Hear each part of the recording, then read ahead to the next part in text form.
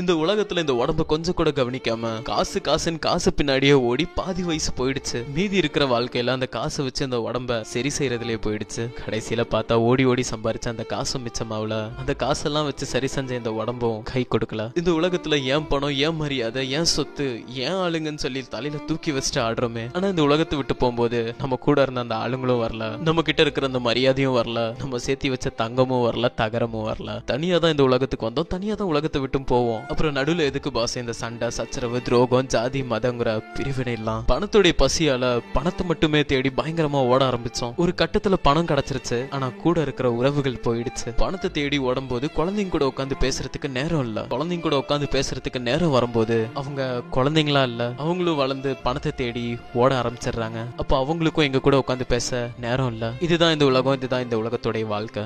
என்ன வாழ்க்கடா இதுன்னு சொல்ல தோணுதில்ல? உங்க கருத்துக்களை கமெண்ட்ஸ்ல சொல்லுங்க. இந்த